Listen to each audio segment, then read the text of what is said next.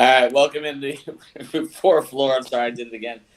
Sponsored by Biscayne Bay Brewing. There it is, the official beer of the Miami Marlins. Also at 5 Reasons Sports. Make sure you ask for it by name, whether you're at Publix or whether you're at Whole Foods or whether you're at a restaurant, or you can go on the website and find out where to get it. Again, this is the beer that you should be drinking. This is locally brewed. This isn't coming in from like Norway or something like that. This is right here in South Florida, BiscayneBayBrewing.com. Also sponsored by our friend Lynette.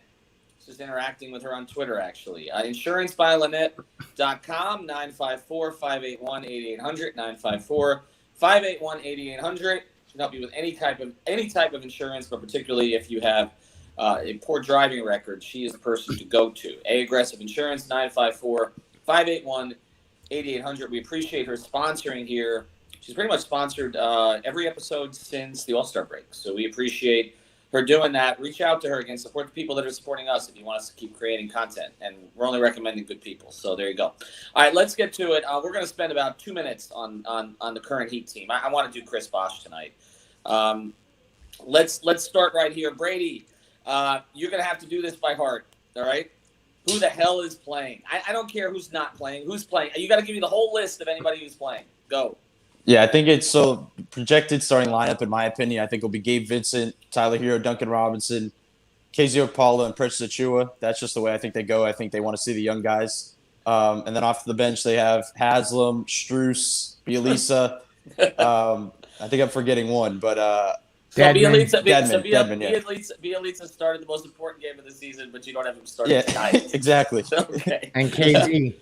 Hey, I think KZ starts. I think he's right that KZ starts. So basically, this game means nothing. Let's just be clear on this. Wait, but where does KZ start? Hold on. Where does he start? At the 4. We're not devoting more than a second to this. Don't. Point guard. Don't. I just wanted to press Ethan because he's so over this entire situation. I'm so over this entire season. They're the 6th seed.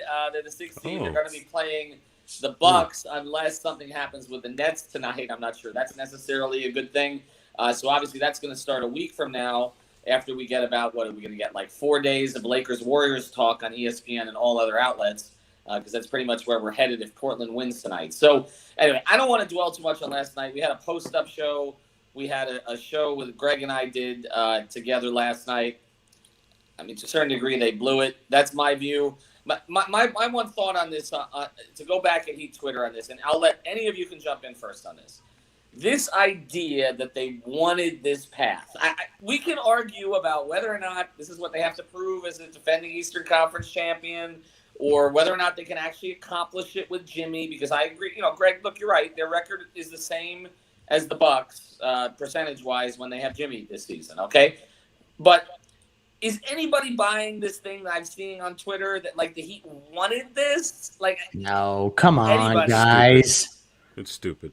They'll take it head on. Like, there's 2 conversations there. Like, they're not going to, like, shy away or be bitches about it. But, like, they didn't – I mean, anybody who thinks they wanted to do this instead of Atlanta and Philly is crazy. Come on now.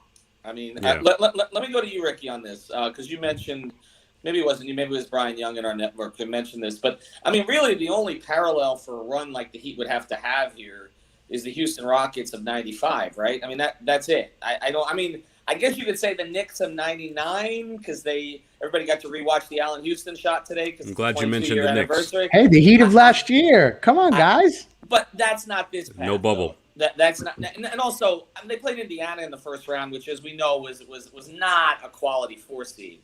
I mean, Ricky, is that the only parallel to Houston?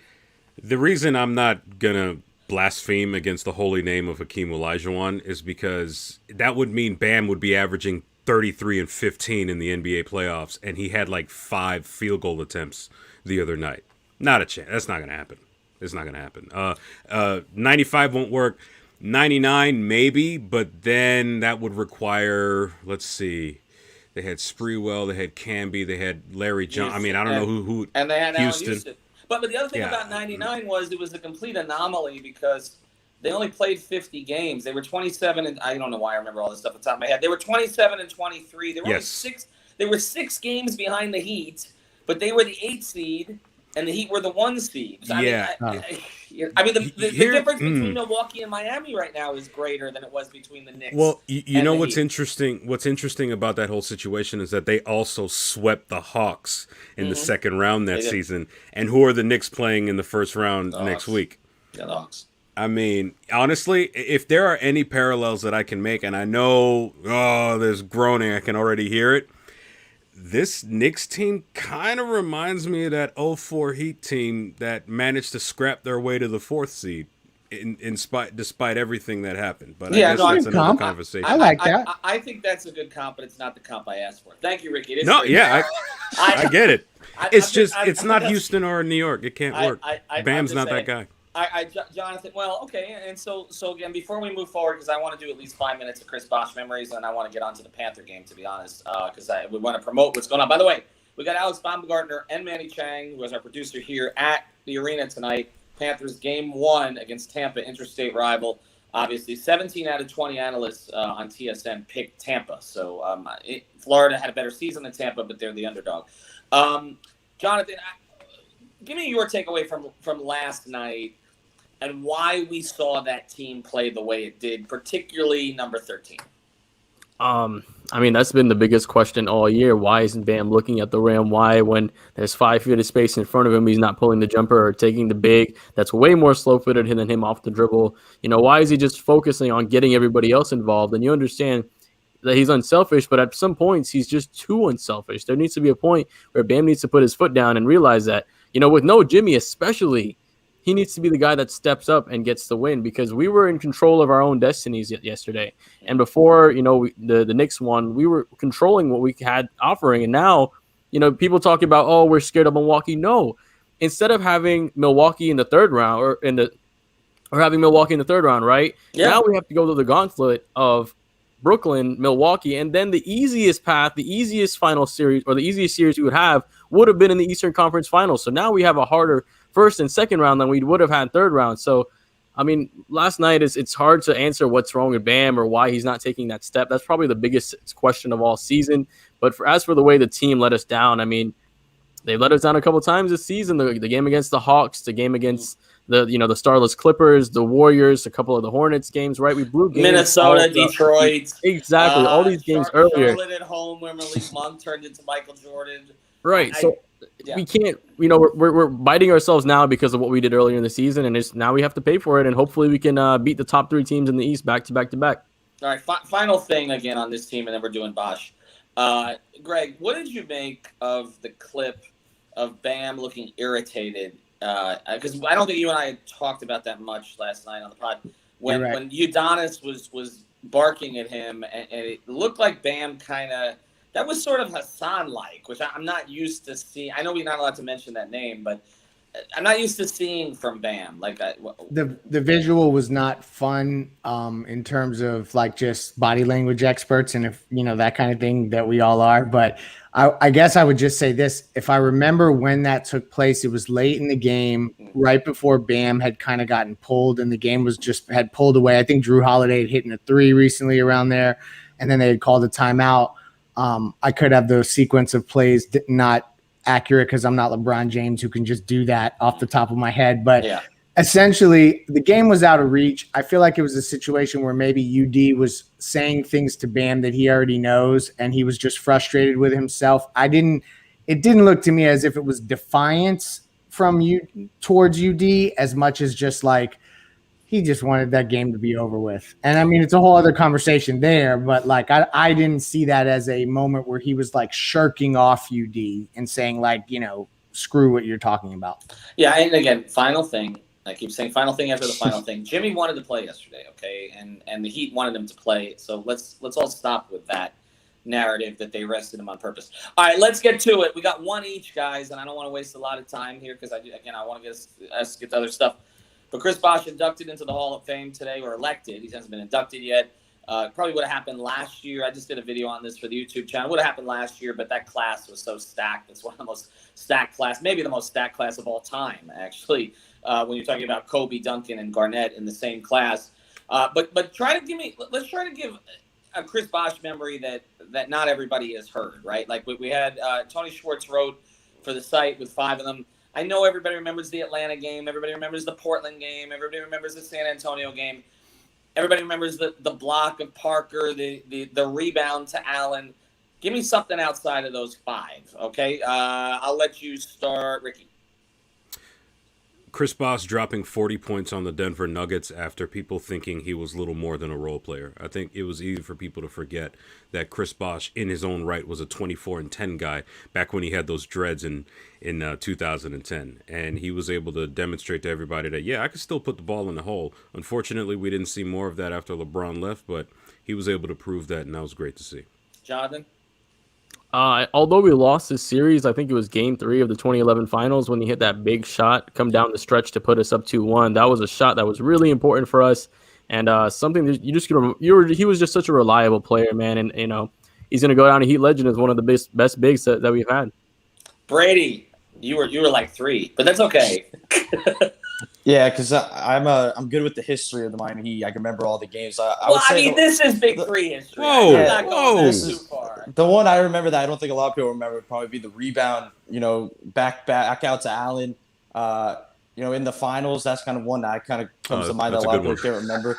And then, yeah, since I don't think I'm the one to go to this type of question, but I will bring up a current thing that Spoelstra did talk about Chris Bosh just now, and he was talking about that. I think a key moment is that he's going to always use Chris Bosh's stories as his number one stories in a locker room for the rest of his career. That's just going to be the thing that always comes up, and I think that's the type of thing that really reflects his career. Is that a coach like that really just goes on his career for the rest of the time and talks about his sacrifices he made throughout his career.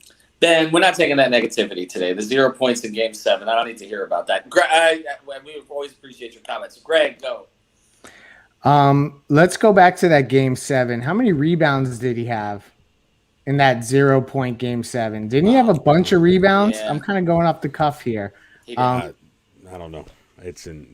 No, 7 rebounds, it looks like. Never mind. For some reason, I thought he got a ton of boards that game. Nobody remembers that Game 7. Nobody remembers that Game 7. Okay? And which is crazy because it was actually a better game than Game 6.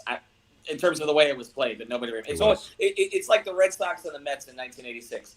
Everybody remembers Game 6 and the ball through Buckner's legs, and nobody remembers the 8-5 result in Game 7. You always have this with Game 6. Carlton Fisk come around the same thing. Anyway, I digress. Go ahead.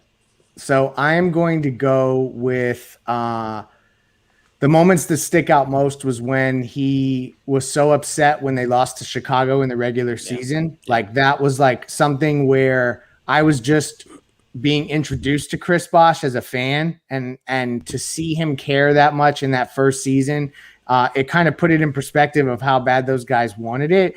And then the other one for me that I think a lot of people don't talk about is his Game 4 in the NBA Finals against the Spurs the year that they won 2013. He had 20 and 13 in 37 minutes. Huge game. LeBron and Wade both had 30. So for him to chip in 20 and 13 in that game, I just think it's a forgotten game. And on an NBA Finals stage, like any other player, that would have been like, one of their career highlights. All right, I'm going to cheat here a little bit. I don't have one, but I want to give you just some general thoughts I think that get sort of overlooked here. You mentioned about how much Chris cares. I remember 2014, 13-14, which was a season nobody enjoyed. Largely because Dwayne wasn't playing. Like that, it was before every game that LeBron would find out that Dwayne wasn't playing, and you could just tell LeBron's mood dipped because you had Tony Douglas starting. But I remember Chris Bosh after a loss in New Orleans going off on the team, and it seemed so out of character, but yet it was in character because there aren't a lot of guys that I've covered who have that many interests, who are Renaissance men like that, who didn't seem to need basketball, but loved it as much as he did. That's a really good way of saying it. I always thought when he got the blood clots, he'd be somebody who would not fight it. He would just retire. He's got a million other things he likes to do, whether it's music or coding or writing or whatever. But he loved the game. Okay, he loved the game. And the other thing about it, just from a general sense, from being around that team every day for 4 years, he tried to win over his teammates. LeBron was not easy for him to win over. It did not happen immediately. It took a lot of time. So, I mean, just some general thoughts. I mean, I've had many conversations with him. Pretty much before every game, he was reading a finance book. I mean, he was just just a different kind of dude. And but overall, as I said on the video, totally deserving of this honor, and a guy who, if he had to carry a team, could have carried a team. But he found a way to fit into a team that won championships. So anyway, I know that I'm sort of going in and out here, so I apologize for that. Brady, Ricky, Greg, Jonathan. Ethan, wait. Will have. I'm sorry. One more thing. I'm sorry, Ethan. This needs to be said, but I think we, as Heat fans, really need to bring attention to the fact that there's a great travesty that's happening with regards to the Hall of Fame, and it's the fact that after all these years, Tim Hardaway is still not a Hall of Famer. The man has done everything he's needed to on the court. He was a great player in college. He came back from a devastating knee injury. Yes, he made a cancelable mistake in 2007 that we all know, but I think at this point the Naismith Hall of Fame needs to stop punishing him for that, because in my opinion, I believe he's more than atoned for that sort of thing. The man has done the work needed to get into the Hall of Fame, and Heat fans everywhere. I'm big on Eric Reed becoming a Hall of Famer because of his work in the broadcasting booth. Tim Hardaway, who was considered to be one of the greatest point guards of all time early in his career, and as early as 92, needs to be a Hall of Famer.